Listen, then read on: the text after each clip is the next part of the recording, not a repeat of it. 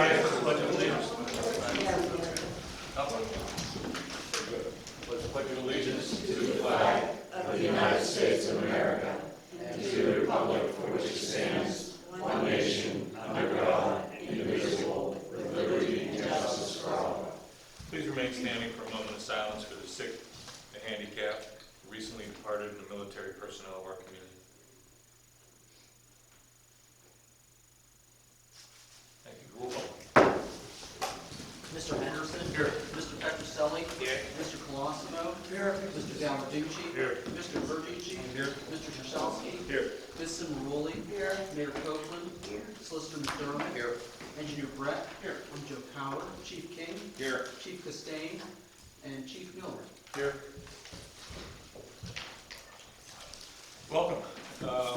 First, just wanted to make an announcement that we had an executive session prior to the council meeting this evening to discuss some personnel matters. To start off this evening, we have a presentation from Mark Turnley, our CPA. He's going to talk to us about our 2022 Borough Live. Welcome, Mark. Thank you, council members. Thanks for having me here this evening. I put in front of you a copy of the 2022 audit of the borough. And then right inside the front cover, there's a piece of correspondence dated for this evening. And that's the main focal point of my presentation. You'll notice the right piece about halfway down. You see a table of numbers that says general fund balance analysis. That'll be the piece of paper that I'll be focusing on. One comment though before I talk about that piece of paper, about the actual audit report, that bound copy of the audit report itself. The important thing to note about that is what type of opinion did we issue from an auditor's perspective on those financial statements.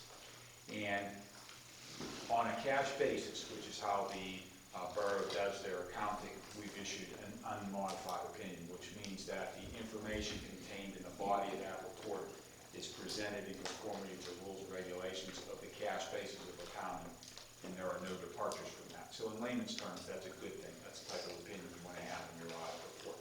But I just wanted to note that there are various types of bases of accounting that are used by municipalities. You just happen to use the cash basis. I have a number of cash basis clients, but there are no issues with regard to using that basis for the borough of Bridgeville. So again, that's a good thing.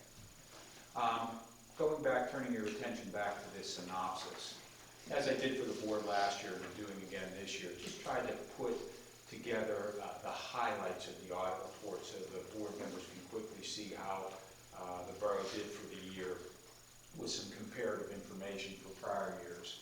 So if you look at the bottom of that first page, your most important fund, your largest fund, is your general fund, the main operating fund.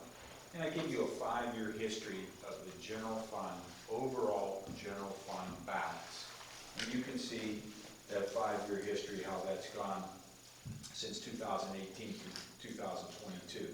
For the most recent year, when you look at the bottom of that table, you'll see there was growth of almost 22%, almost $320,000 from the previous calendar year. That's just the general fund now we're talking about, where you ended the year at $1,787,865.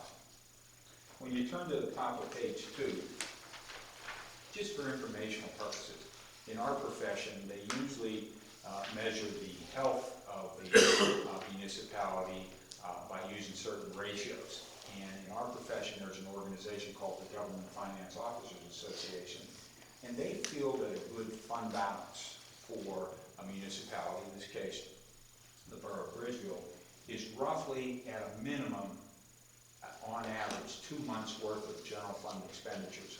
So for members of council, I just did the math in that paragraph at the top, and 2 months worth of expenditures are about almost $580,000.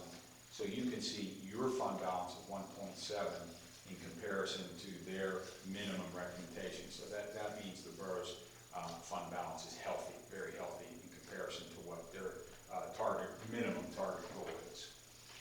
At the bottom of page 2, we take a look, once again, staying with the general fund revenues. How did you do over the last 5 years? In particular, if you look at the last 2 lines, you can see 2021 versus 2022, an increase of about $330,000 in revenues.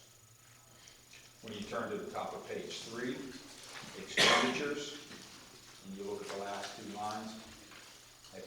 I noted a typo before I walked in the door here. That last line should say 2022, not 2021 again. If you look for calendar year 2022, that bottom line, there was a decrease in general fund expenditures of about $245,000, about 6.6% from the previous calendar year. Below that, how did we do budget versus actual for the year? I look at revenues and look at expenditures. So the first bullet point tells you that actual revenues exceeded budgeted revenues by about $470,000. And obviously that's the side of budget versus actual we want to be on. And mainly in the areas of taxes, overall taxes, and from a budget perspective, exceeded budget almost $310,000. Intergovernmental grants and subsidies that the borough received over budget by $51,000. Miscellaneous refunds and other monies that came in about $51,000. In the back of the audit report, I always point this out to the members of council. This goes for revenues and expenditures. I give you, in this synopsis, we're just talking at the higher level, the summary level, but in the actual thick audit report itself, in the back, specific to revenues on pages 26 and 27, there's a detailed line item by line item revenue, actual revenues received versus what you budgeted for those line items. So if you wanted to see a particular revenue type of tax or other type of revenue that the borough received, you can see how you did budget versus actual back in that schedule. When I look at the second bullet point, we're talking about expenditures now. And again, just like revenues, in the back of the audit report are detailed schedules, budget versus actual for every line item that a borough council budgeted for calendar year 2022. In this particular year, actual revenues exceeded budgeted revenues by about $152,000. And I give you the reasons below that. The main reason was a transfer in-house. It wasn't expenditures outside to a third-party vendor. It was more from a transfer to your capital improvement fund out of your general fund is the reason why you were over budget in your expenditures. So again, the money, it wasn't as if you overexpended your budget to third-party vendors. This was prudently putting money from one pot of funds of the borough to another, which is the capital improvement fund. And I show you below the four main areas where there were favorable or unfavorable budgets. And once again, this is a very summary level, not a detail level. General government, favorable. Public safety, not so much. Public works, again, favorable. And then below, as we just talked about, that operating transfer to the capital improvement fund is what through you budget major actual expenditures exceed your budget. Once again, just wanted to bring that to your attention. And then on the top of page 4, as you know, in addition to your general fund, which is what we've been talking about up until now, if you look at the 5 bullet points on here, these are the other pots of money that the borough manages on an annual basis. Look at the fuels fund, capital improvement fund, garbage fund, sewer fund, and of course, your police pension fund. And I just show you the change in the fund balance for each of those from 21, calendar year 21, to the end of calendar year 22. When you look at the last bullet point, the police pension fund, you can see the decrease of about $1 million from the previous calendar year to 2022, and naturally everybody's investments were affected negatively for that calendar year, so we're hoping 2023 will be more profitable than 22 was. So, and this is the same news I've been giving to all my municipalities so far with regard to their pension funds, so no different. And then the back couple pages, as I mentioned last year, these are common reminders to all my municipalities about the importance of segregation of duties and accounting manual policies and things. So nothing that I haven't told council in the past, and nothing that I really see any problems on. These are just more cautionary information in running the borough overall. So those, for the most part, what I've gone over with you are the highlights of that thicker audit report. Again, remember those schedules in the back that have the detailed budget versus actual comparisons. And there's a lot of other information, obviously, in that thicker audit report. But again, just wanted to touch on the highlights for the sake of council for what happened in 22 with some comparative information in the past. So if there are any questions at this point based on what we've talked about, I'd be more than happy to answer. Mark, of course, you're waiting for me, so first of all, I can tell you with all of my municipalities that working for Brentwood Bank, whenever we see Mark's name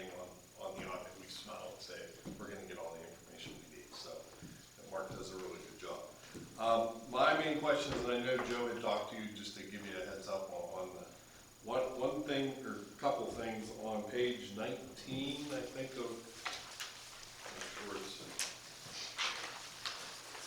yeah, page 19 of the packet. You mentioned in the custodial credit risk, Yes. and you mentioned the borough does not have separate policy for custodial credit, or I guess you have some concerns in regards to the FDIC coverage? Well, it's not so much concerns. These comments, by the way, most of my municipalities, matter of fact, almost all of them, follow the investment and banking rules that are in the borough code, which the borough of Bridgeville is no different.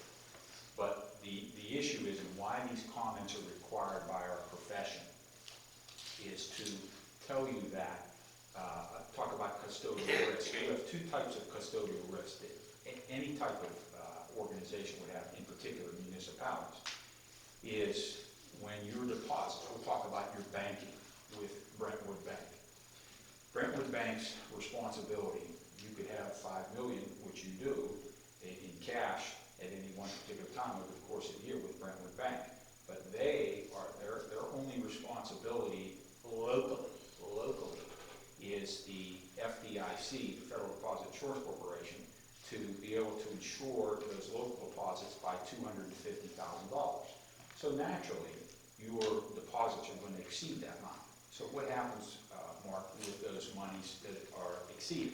Well, Brentwood Bank, like all other banks, are required to collateralize those additional monies that Borough of Bridgewood has above and beyond $250,000.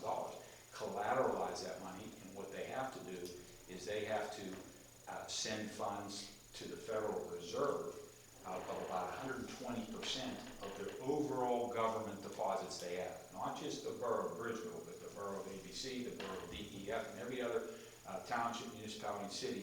Their governmental pool of assets is what it's called, that deal with Brentwood Bank. Brentwood Bank then must make sure they have on hand with the Federal Reserve that amount of money in total plus another 20%. So Brentwood Bank does their job, and we ask them each year to send us a collateralization letter to tell us, yes, we have done what we needed to do. It's part of an audit procedure. The only difference in our understanding, in our continuing professional education seminars with other auditors, we talk about this, is because we get this question on. It's our understanding from representatives who spoke there that at the Federal Reserve level, the only difference is when the monies are at Brentwood Bank, they have your name on it. They specifically have your name on it. The difference is when they go to the Federal Reserve, it's not like they don't have enough monies to cover your deposits, but it's a general pool of assets, and they don't have your specific name on it. They just have their governmental pool name on it. So that, in our profession, that's known as a custodial credit risk. So, and I was telling Joe before, he said, Mark, is there really a risk? Well, it's a required disclosure in our profession, but you know, the whole marketplace will have to fall apart in the Federal Reserve to collapse in order for these municipalities not to receive their funding. So your local bank has done their job, what they're required to do by sending that money and collateralizing with the Federal Reserve. It's whatever the risk really is with the Federal Reserve if something were to happen negatively with them, and you know the chances of that are pretty good right now. Yeah, hopefully slim in our lifetime. So I just wanted to make that distinguishment. Now, you have another type of risk, and that's with your police pension investment. Can I interrupt? Oh, yeah. Just to touch base? Yeah.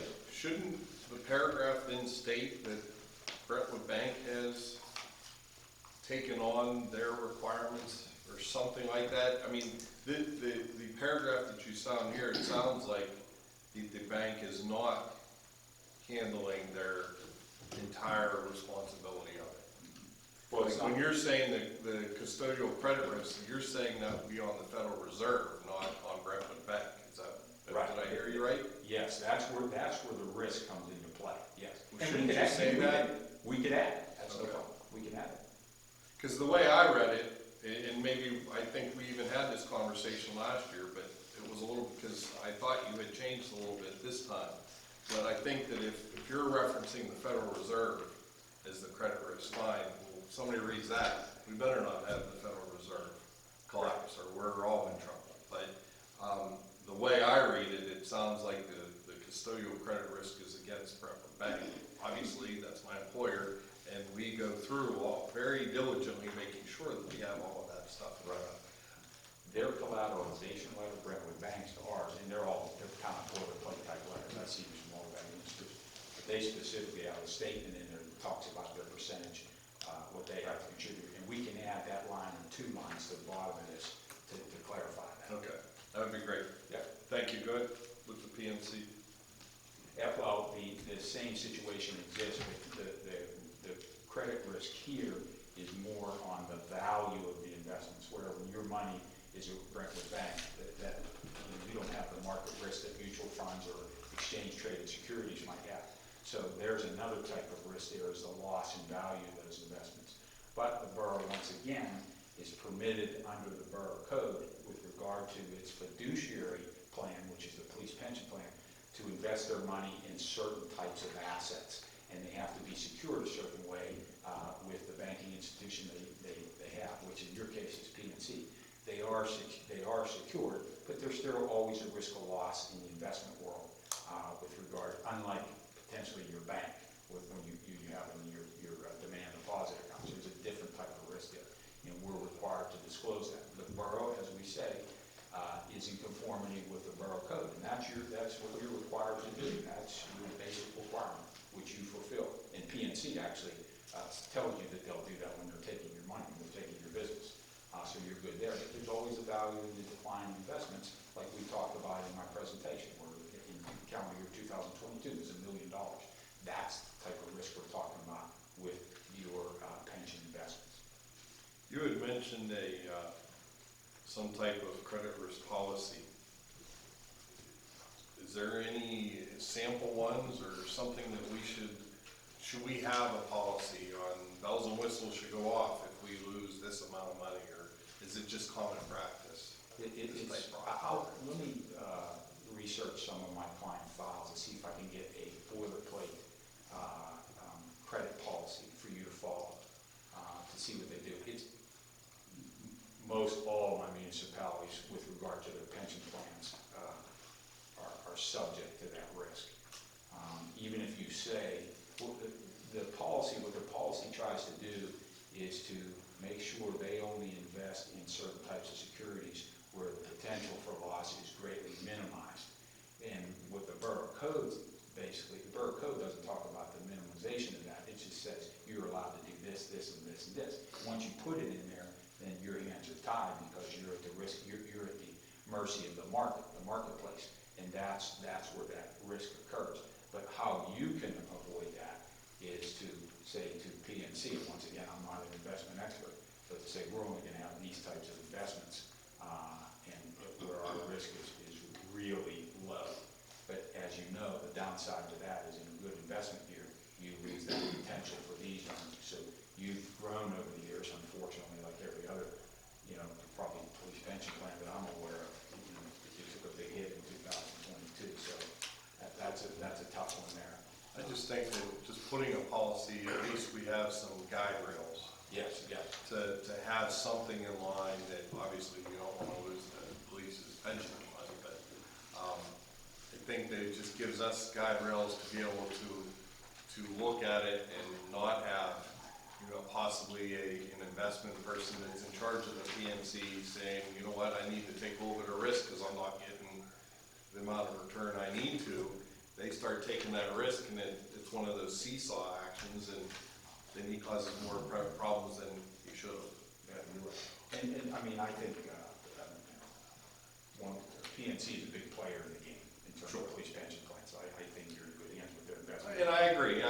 Should we have something? Yeah, I agree with them, and I'll look for that policy. And before I close that out, I'll put an amendment to this page and give Joseph the copies with regard to that collateralization that Brentwood Bank has.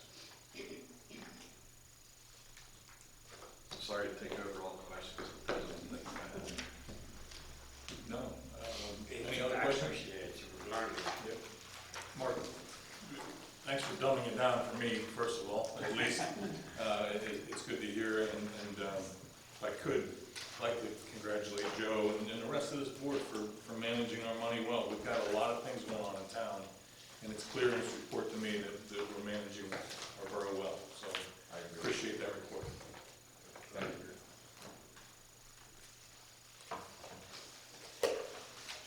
Thank you. Thanks again, Mark. You're welcome. All right,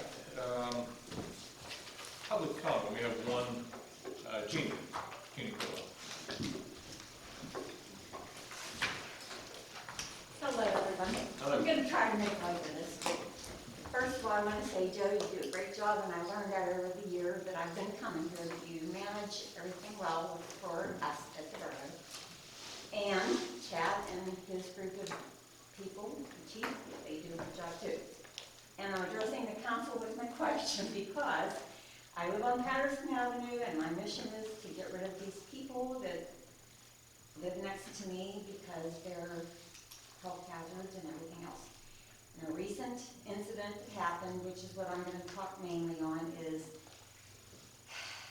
4 months worth of garbage sitting on the porch, got put out into the yard, into the front yard, while they were putting up cameras. Now, the funny part to that is I have one camera on my house, and it's only because of them that I have this camera, okay? So now we have 4 cameras up on the house, and this pile of garbage sitting out, 4 months worth of garbage sitting out in the front yard. So everybody on the street is up in arms, which is understandable. So I called Joe, and Joe and the chief came up, not once but twice, to address the situation, and the garbage finally got out to the curb. But before that, I take it upon, I'm in the rabbit hole real deep here, okay? I'm not just sitting around waiting for Joe and the police to do stuff, okay? So I go out, and I say to the person that lives there, I'm like, what's with all the cameras? I go, is there something going on that I need to know about? Because I'm thinking, maybe I need to, because they're drug addicts, that's just how it is.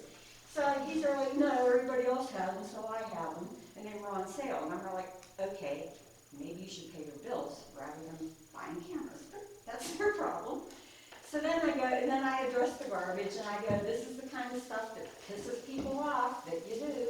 You don't put your garbage out, now it's sitting in the front yard for like a week, and I have this conversation with him. And then, a little joke for you, Joe, I threw you in there, and they're like, so I thought maybe you put the cameras up so you could learn how to cut the grass, because they never cut their grass either. That's like a whole issue with the borough, that they have to come up and cut the grass once or twice a year, because why should they do it? So I addressed the situation with them. Now, this part of it, I don't know, I think I did the right thing. You guys came up, told them to put the garbage up, the garbage went out to the curb, and the garbage men don't take all the garbage, okay? And I'm standing in my door going, do I talk to these people or don't I? So I went out and talked to the garbage men, and I'm like, listen, this is what was happening. I told him the story, and I go, and he gives me the contract thing. We're only going to take 10 bags and blah, blah, blah, and I'm like, okay. So I say to him, to the one garbage guy, not the driver, this is the helper guy. I say to him, I go, well, I'm going to tell you what I'm going to do right now. I said, when I go back to my house, I'm calling the borough manager, and I'm going to tell him that you didn't take the garbage, because not once but twice the police chief and the borough manager were up here instructing them to put the garbage out, which I'm assuming that's what you did, right? Okay, so all of it was out there. So I don't want to be looking at this trash for another week or so, or however many weeks it was going to take them to pick up 10 bags a week. So the driver, and I commended him on it, I thanked him for doing it. When he went up and turned around and came back down the road, the driver got out of the garbage truck and threw the rest of the garbage into the truck. So I yelled over and I thanked him for doing that. So my question is, we have not one but 2 houses. People don't pay taxes. People don't take care of their properties. Like, what if everybody on the street did that? What would the council do if everybody on the street did something like that? You know, like, I don't want to hear that you can't do anything. Like, I live next to this. Like, I'm surrounded. I'm not just like right next to it. I'm surrounded. Morgan lives on my street too. He's not surrounded by it, but he's affected by it, but I'm surrounded by it. And I just don't think that there's nothing that can be done. So that's my question, what can be done? Like, Well, anything. yeah, well, first of all, we have to follow the rules, right? Follow the. Yeah, but who makes the rule? That's my question, who makes the rules that have to be followed? Like, there has to be, I mean, we had somebody living in a car on the street, and somebody had to come down here and address that situation and have an ordinance or whatever happened to get that person off the street from living in the car. There has to be something that can be done. I understand, I really do. To some point I understand, but then when it gets past that point, there has to be something that they have to be addressed. They get away, and I think Joe and Chief would agree with me, I don't want to be parenting 60 and 40-year-old drug addicts. That's not my job. But I live there. I don't want to have to live in that mess for the rest of my life. And I don't want to move. And even if I was going to move, who would want to be buying my house living next to that? If you guys would even, Joe's been up around there, like he knows what it looks like. And that's not the only house, it's like I'm surrounded. And I don't have the best house on Patterson Avenue, believe me. I tried to do my best to upkeep it, but, I think it's just a shame that street wasn't always like that when I moved there. It wasn't always like that. Have we had this family into court? Oh, The yeah. property numerous owner times. is deceased. These are children of the deceased that lived in it. What's the hiccup for us being able to rectify or remediate? The issues we had have been addressed from the code enforcement side. The police issues, Jack can talk about, have been ongoing, and Yep. that's a whole other thing. But They from do the- their job. They're not doing their job. From the code side, it's mainly been property maintenance issues. The last scenario was very difficult, for example, was they didn't put out weeks and weeks of trash. Months, So it was 4 months. months of garbage in the front yard. The borough couldn't do anything. Your code does not allow me to do anything. It was just send them a notice, and then if I had to cite the person, I cite the property owner, who's dead. So in all theory, our hands are rather tied under the current code on what could be done under that scenario. The issues with property maintenance about the grass, the code did allow us to step in. I did cite the former property owner, and I had her in court for it, and she ended up dying after continuances were issued by the district magistrate to get compliance. The occupants are able-bodied young men, don't do anything. The Public Works has come in and cut their grass a couple times last year, and the solicitor has leaned that house. We just did that recently. We had issues earlier this year with an unfit for habitation on not having utility service. After that, he was able to establish utility service. So it goes back and forth. The quality of life on who lives here. And Yeah, I did but say, the property maintenance, it's very difficult because it isn't like we're dealing with traditional, Mr. Petroselli lives at this house and I could take him to court and he's an able and responsible man. These are people that aren't on the deed and aren't really responsible. And Squatters at this point? no, that's another house. I don't think you would say that. It would be like, you live with your parents and your mom passed away and you still stayed in the house. That gets willed to somebody. And that's, I think, in process. That's in process. Yes, yeah, that's what we're told. And how long does that process typically take? It can take a year. So I don't Depends know how that I want fast to or open slow this these can same up, folks who move but in. the issue that we were talking about last month, would that give you any additional powers to? We would have gave them notice, which we did, and Chad and I, because we know that the property is gonna go back to Mrs. X. Mrs. X isn't gonna take receipt of that, so we've been personally delivering knock on their door. It's one of the few houses in town that I have to do one-on-one service, and the chief thankfully goes with me. And this one, we're given notice. The ordinance is very clear where it gives you so many days to comply.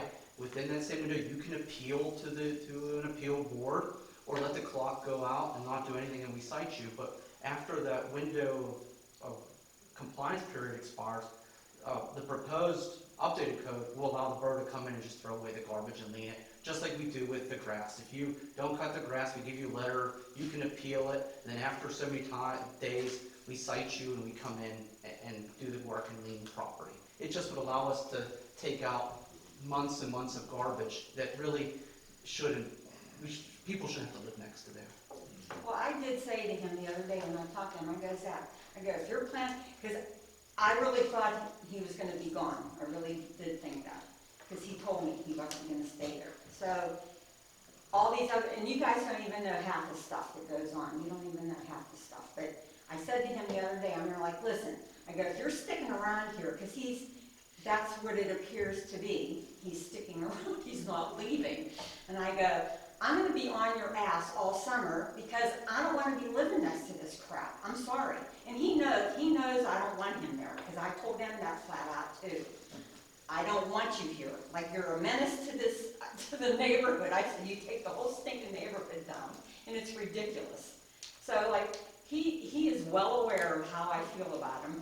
I try to be nice. I try to be as nice as I can, and it's just, something has to happen. There has to be something that can be done. It's unfortunate where the house across the street from Jeannie is the same scenario. Yep. Where people are, it's the same thing.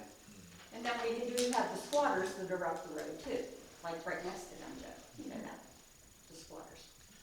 I just wonder if I can contribute, would that be all right? Yeah, sure. Can I Now, join?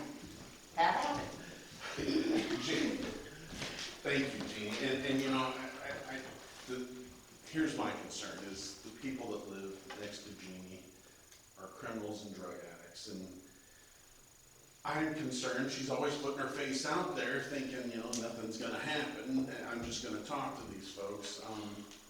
And you know, we all have our freedoms, but we try to live in a society where we look out for each other and look out for our neighbors, and And that they do. this obviously is not happening right next door to her, and they don't really care. I think if I were to sum it up, and correct me if I'm wrong, is we just would like for the continuing monitoring of these people and for us to hopefully not have to be involved every time that an issue's gonna come up, because I can tell you in a couple of weeks, the lawns are gonna need to be mowed across the street and next to Jeannie, and the trash is going to continue to accumulate, it already has. And did they put trash out on Friday, Joe? Hell no. It's it's like talking to brick walls. It's just ridiculous. And you know, Jeannie and I have been coming here for a while, and I've got a lot of benefit and knowledge, and I got to meet a lot of great people, and I continue to come, but hopefully, it was hopefully not for this situation, and unfortunately, you know, that when a certain individual was in court, I was hoping that he wouldn't come back, but he's back. So I don't see it getting any better. And I hate to, I'm sorry to intervene. I hope I was able to contribute a little bit. And let me just say that I appreciate the borough, everything they've been doing. The police are wonderful. You guys listening to us talk to you about this situation. I feel bad for the people that don't have the responsibility, the sense of responsibility to be a contributing member to society. But I just wanted to add my 2 cents, and I'll step away slowly. No, thank you, and you know, you don't have to beat a dead horse here, we get it, I understand. I get it. I understand. I don't think anybody should have to live next to that, so, you know, I don't know exactly what we can do about it, but you've got our Food attention. for thought. That's Yeah, all we I'm gonna will, say. I don't know if it's a public safety issue, I don't know if it's something we've taken to administration or public works, I'm not sure, but we'll talk some more about it and see what we can do. We can't wave a magic wand. I know, that I and understand. force It's them food to for do that. thought. It's just a question, like, Right. because, like, where the squatters are, taxes haven't been paid up at that house for, like, I don't even know how many years. And I actually called Jordan Tax Office and asked them questions, like, what's the deal? And, you know, like they gave me this, and I'm like, okay, well, that was useless, but I'm involved. I'm not just like a person that's complaining. I'm involved. And if nothing else, I want to be that irritant that's under their skin that makes them want to leave the street. If that's all I can do, because they're obviously not going to take it upon themselves to do that. But I feel if I keep, maybe Yeah, they'll but you just get shouldn't sick have and to. tired of me. You shouldn't have to do that. I know I shouldn't have to, but I'm going to. That's my mission. I'm on a mission. I told you guys that a year ago. I'm on a mission. And I want to accomplish it. But Well, that's my plight, so thanks for listening. I appreciate you bringing it to our attention. Okay, thank you.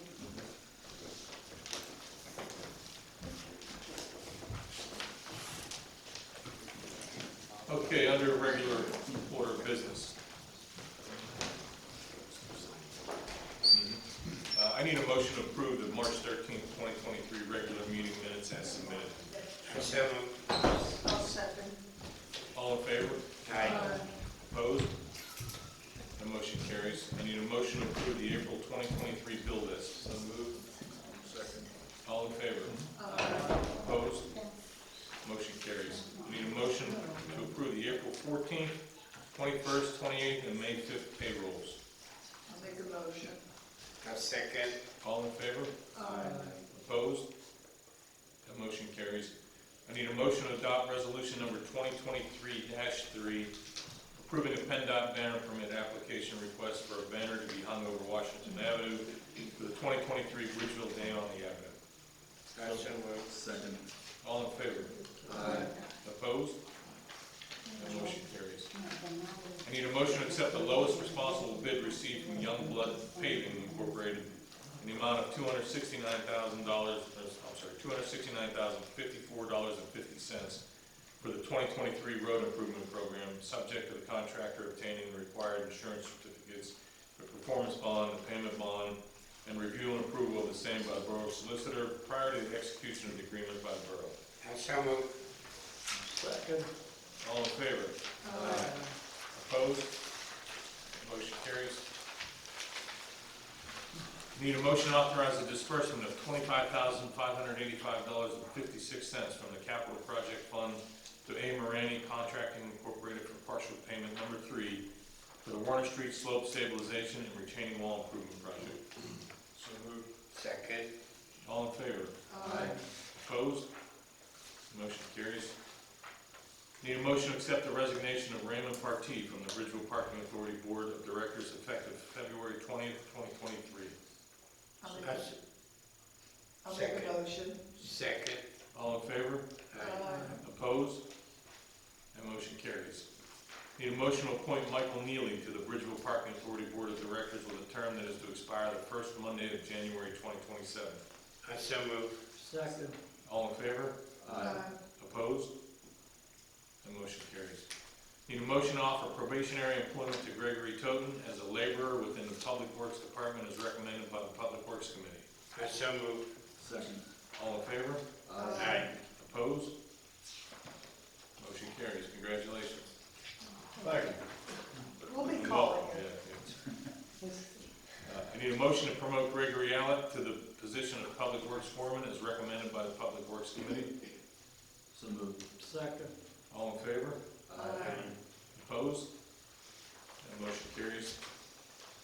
Need a motion to authorize the disposition of surplus public works equipment outlined in the Borough Manager's March 30th, 2023 memorandum to the Borough Council via online public auction website, www.municipbid.com. So moved. Second. All in favor? Opposed?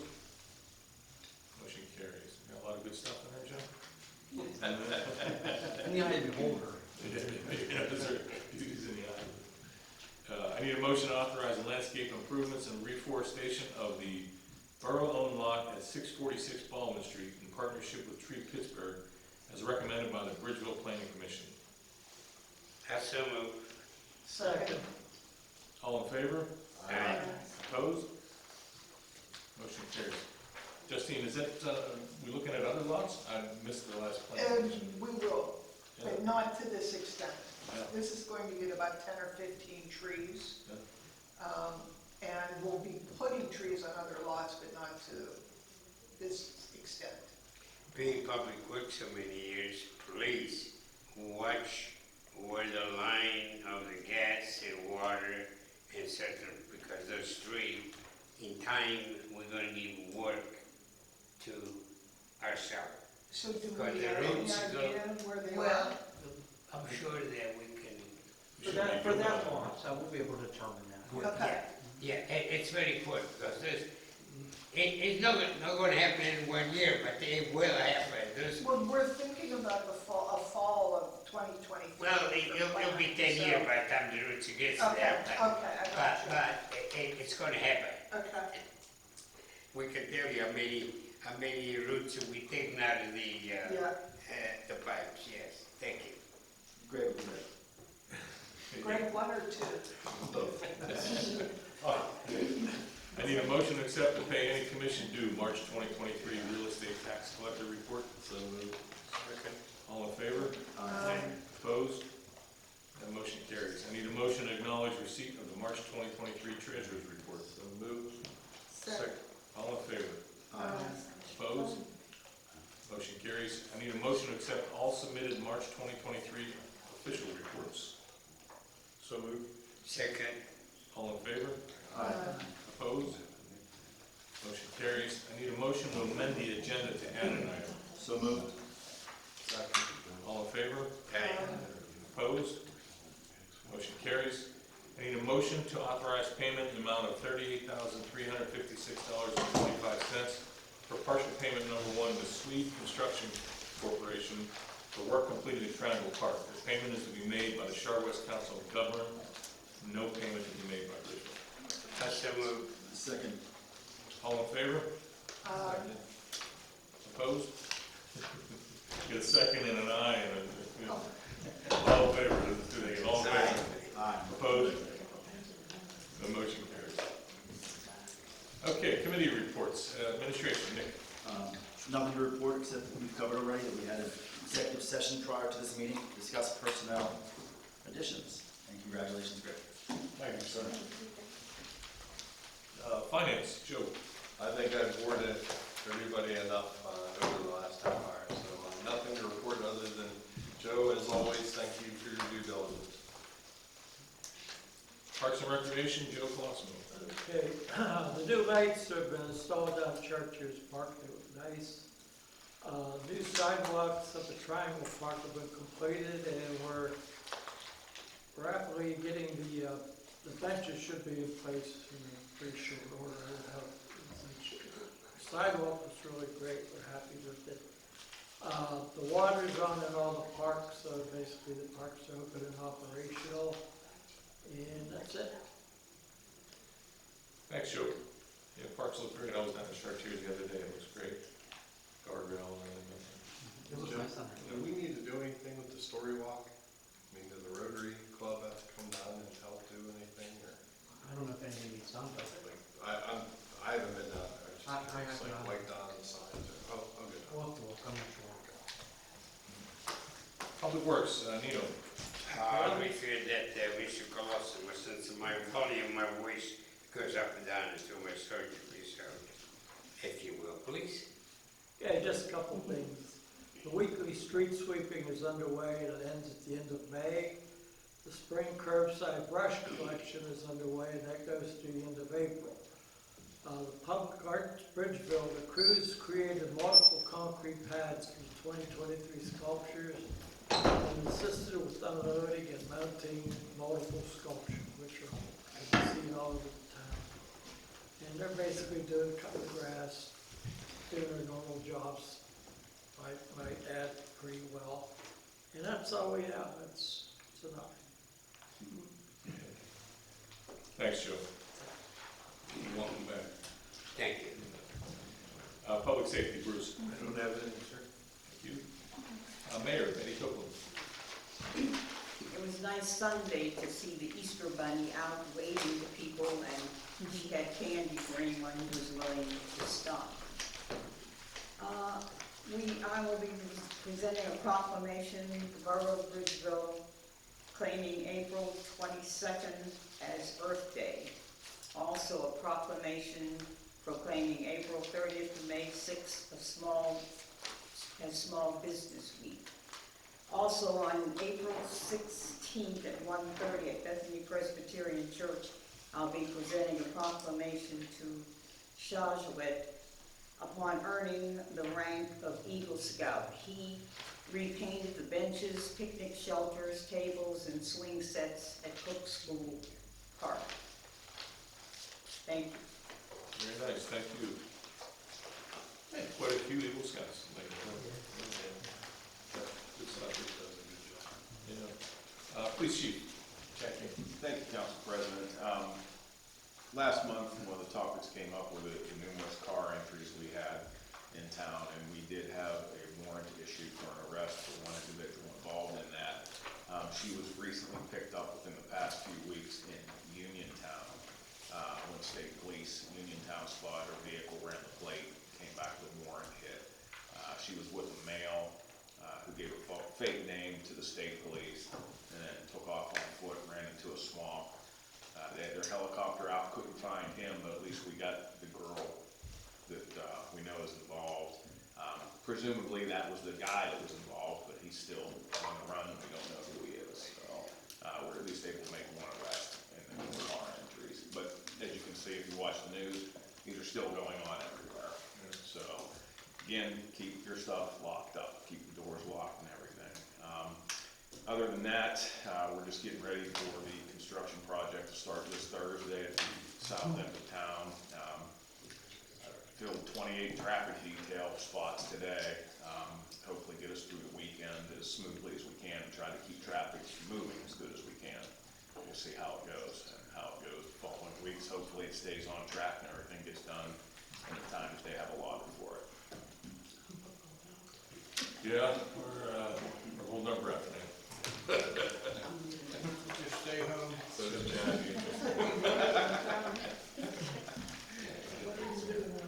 What do you say, Instacart, who delivers groceries? You're gonna get some. Instacart.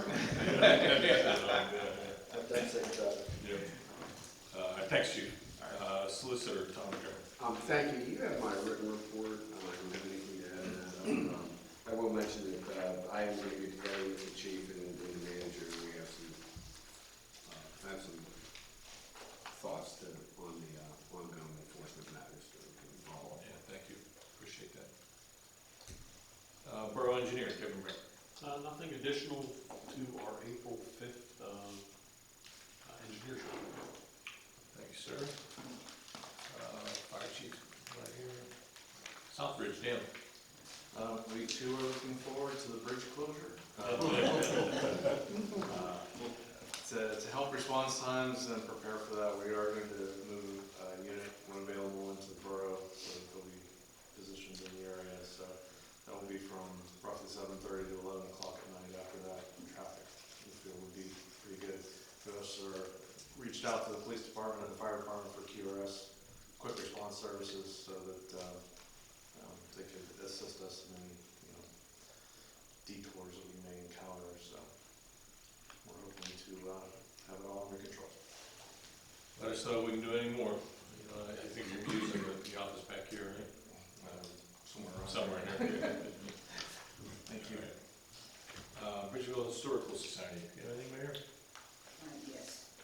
The April 25th meeting, 7:30 at Charters Room, will be discussing a family history from famous and heroic to infamous and notorious. So President Mary Wise hopes that you will come. Also, the Southwest Regional Chamber of Commerce, in collaboration with the Bridgeville Historical Society, is bringing a special exhibit to honor the work of the chamber members and volunteers who over 20 years ago reconstructed the West Penn Power Station, transforming it into the chamber building. And the executive director, Mandy Pryor, took the previous design of the chamber, used a drone and architectural renderings to recreate the building to fit a more modern identity in a 3D design while adding in other small business designs to represent. We have on display many of the materials and pictures of all of the people who worked. Some of the community leaders that will be recognized are, the project leader was Dr. Lee Phillips, Frank Romano, Bert Cherry, Frank Exler, Peter Dreon, Scott Adams, Frank Shepatoris, Jim Sullivan, and a handful of other community members. In addition to local businesses donating their goods and services, a generous donation by Anderson Equipment also helped to fund the Chamber's construction during its transition in the 90s. In continuing these efforts, the Chamber hopes to replace the awning, continue updating the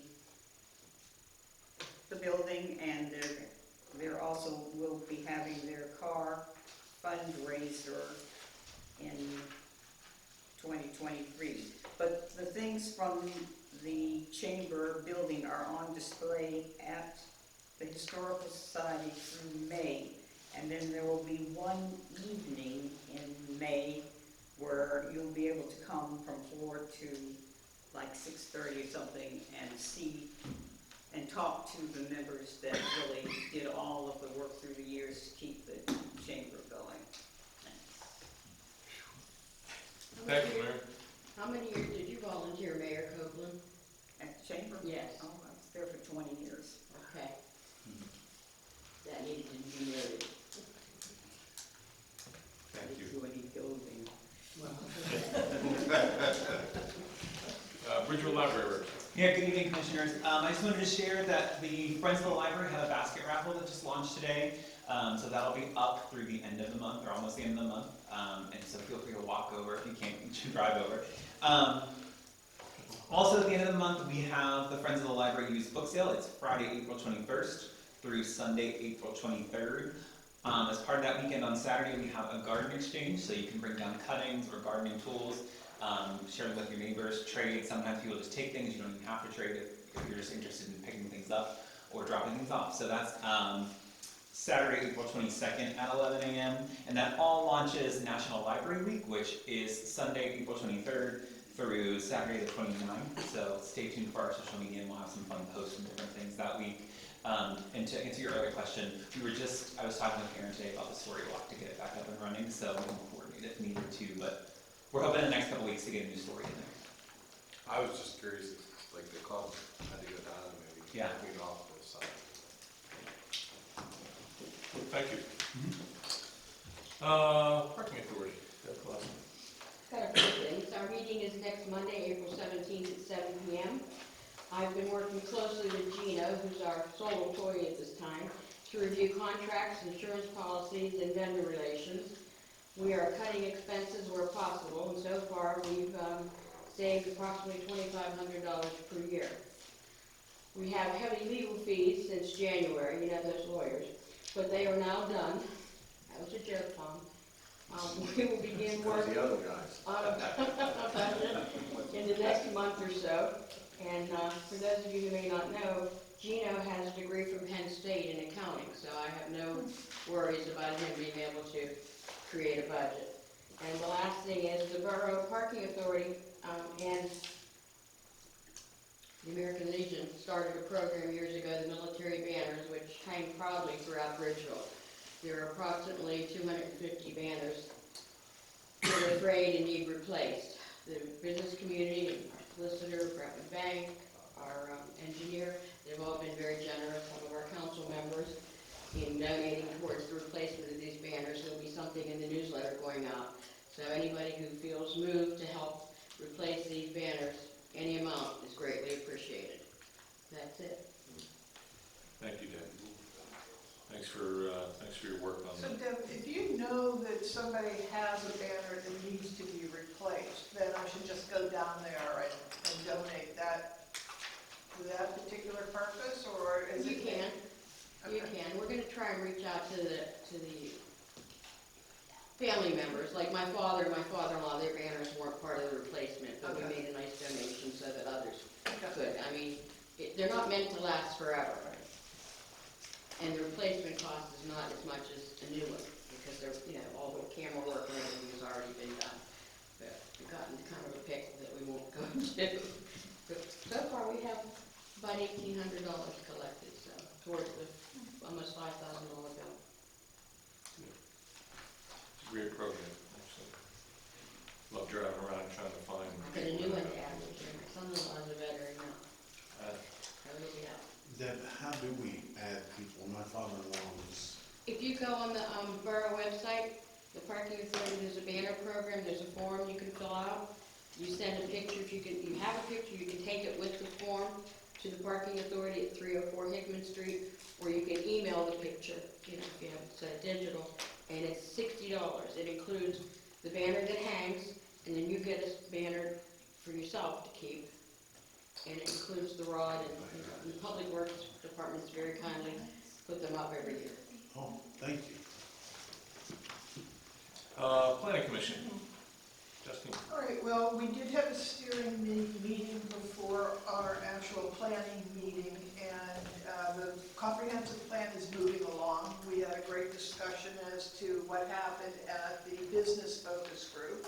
I came up with some ideas that we're going to build upon in the future. The other thing is that we had asked Mackin to take a look at some of our ideas in regards to flood mitigation, as well as the lots, or McLaughlin Park. So they did give us some ideas. Now, in addition to that, we did come up with the idea as to how we could get the public involved in helping us, the planning commission, what we should do with the empty lots down in Baldwin Street, okay? There is a Survey Monkey form that you can go online and look, and I think it's on the borough website, is it correct? Okay? And it's one simple question: what would you, as a resident of Bridgeville, like to see occur down on those particular lots? Right now, I think before I came down here, I checked, and there were 79 responses. Wow. All right, so, and it's good. I mean, we have some crazy ideas, but I think that a lot of them will work out. So, then going into the planning commission meeting, we had the group from the University of Pittsburgh. They're just concluding their 4 years' work of engineering, and they presented on the potential idea of placing a roundabout at the intersection of Mayview and Winfield and Pennsylvania Avenue. Is that it? Last night. Okay. All right. Anyway, so they gave their first presentation, and there were a lot of good questions. They're coming back at the next planning meeting with the last session, with the last ideas. So that was good. At least we got to learn a little bit about the intricacies of Roundabouts. roundabout. Those are just suggestions. Yes. Correct. It is very, exactly, thank you. They are suggestions. They're pie in the sky right now. It's not funded, it's not on the agenda for any time soon. It's just ideas as the potential. Thank you. We did, the planning committee did discuss zoning amendment proposal for placement of off-street parking paths. It's not a finished discussion. We did request information on the price of permeable and impermeable surfaces, so we get an idea as to the cost, because we don't want to make it out of the we want things to happen, we just don't want the cost burden on the residents. Earth Day, we did do the proclamation, and then the street trees on the flood lots were established. And then the Rotary Club, Mike Tolmer talked about the Rotary Club and what they could potentially do with a grant, correct? Actually, we had a meeting last Thursday, and there's a heavy interest in Okay. participating. One of the things that Manikin had recommended for the McLaughlin Run ball field was to make it a meadow. All right, and we actually have the drawings.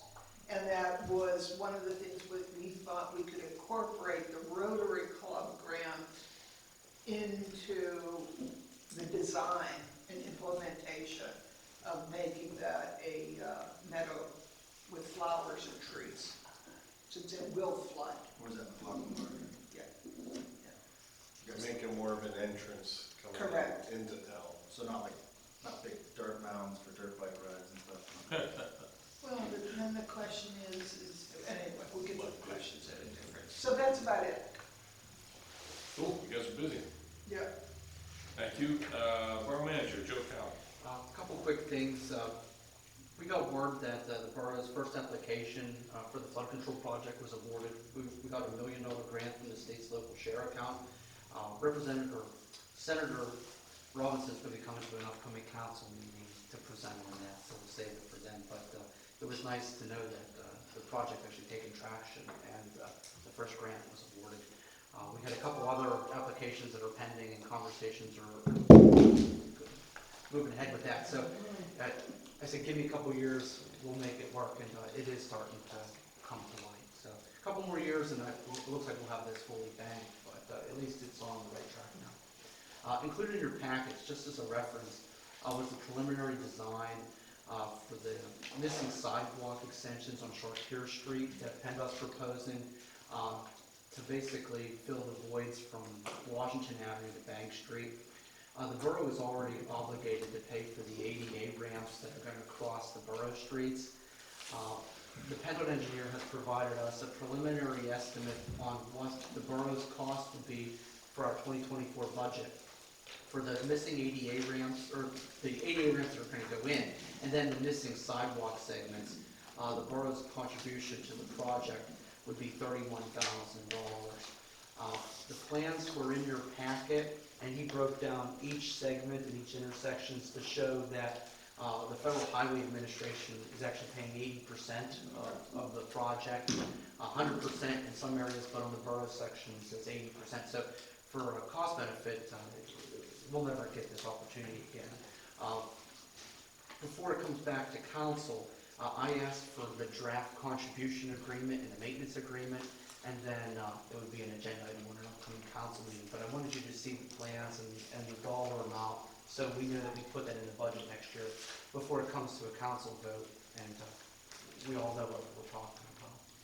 It's going to take place once they redo Church Street. Yes, this is the 2024-2025 slope mitigation project.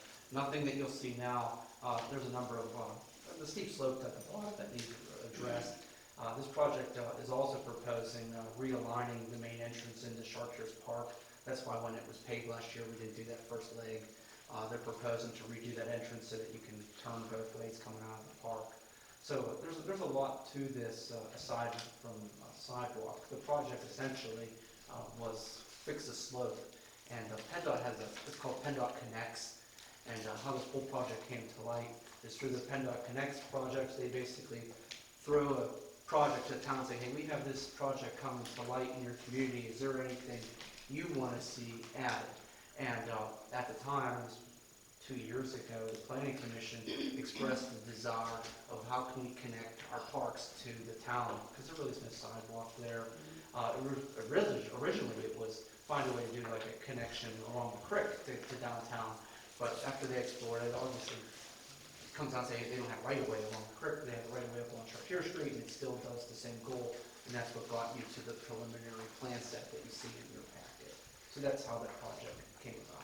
So the cost of $163,000, is that projected for 2-3 years out, or is that Next year. today's money? No, I it's believe next year. It's next year. Okay.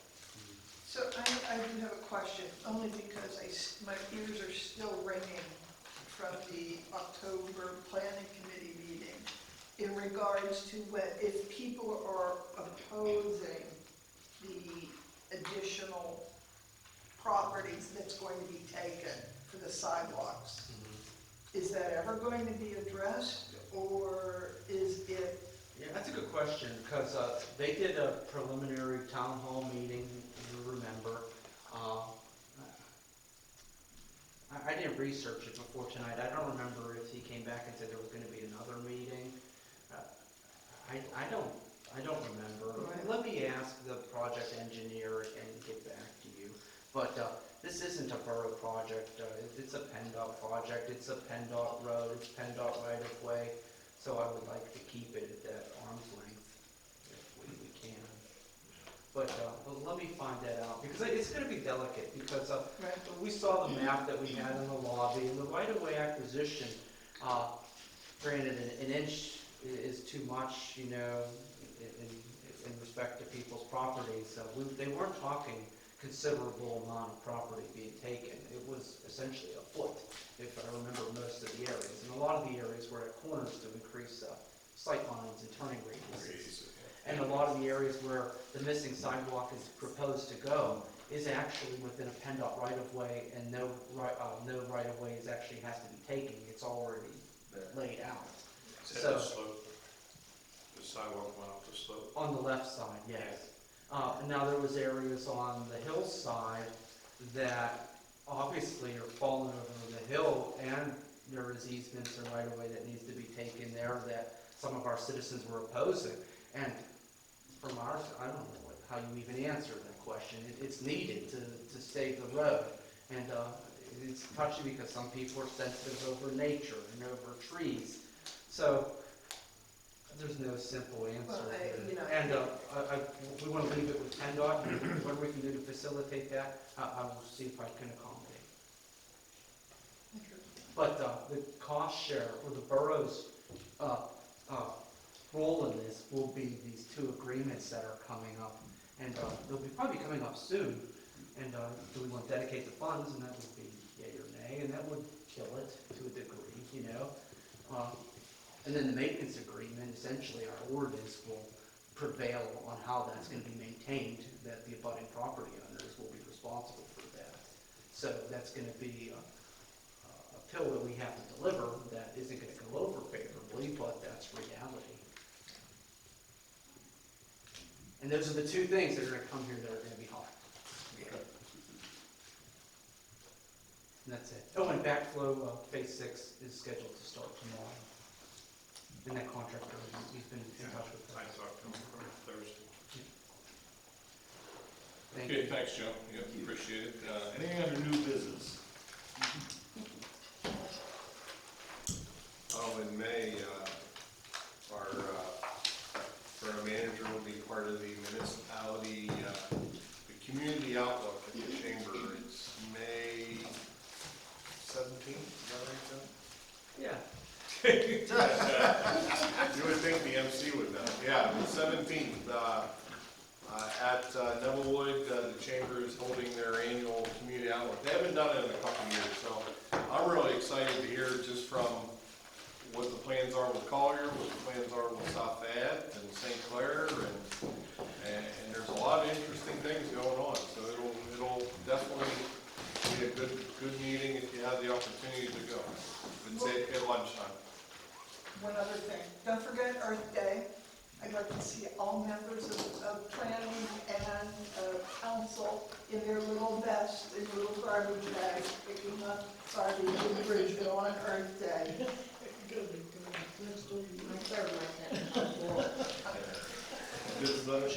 I'm sorry? Anything else under new business?